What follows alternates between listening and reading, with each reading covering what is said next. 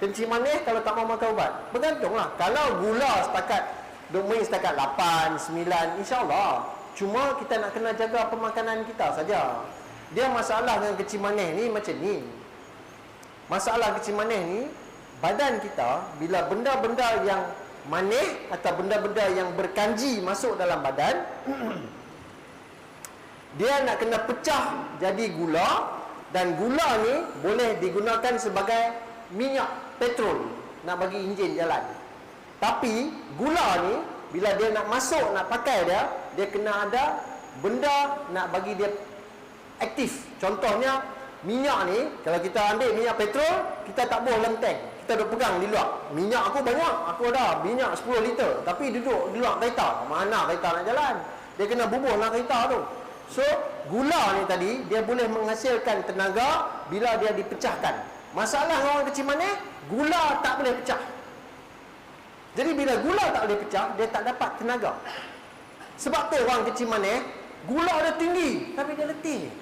Sebab gula dia tak boleh pecah. Jadi masalah dia gula tak boleh pecah. Macam mana nak bagi gula pecah? Nak bagi gula pecah, insulin tu. Insulin tu yang bagi pecah gula.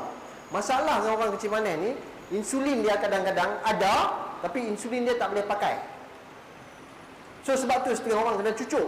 Yang makan ubat tu, dia insulin dia tak boleh pakai, tapi kalau kita bagi insulin dia terkeluar banyak, dia boleh pakai. Jadi kalau gula tu dah terlampau tinggi, kita kena turunkan gula sikit. Kita kena turunkan gula sikit. Kadang-kadang bila insulin dah banyak sangat pun dia kacau.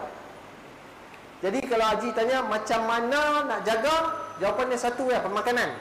Tapi yang orang duk pergi makan daun ni lah, daun tu lah, saya kata tak ada masalah. Tak ada masalah. Tapi cek lah, dah makan daun dah apa ke? Apa dulu buah noni, satu masa dulu buah noni. Lepas tu tunjuk langit, macam-macam.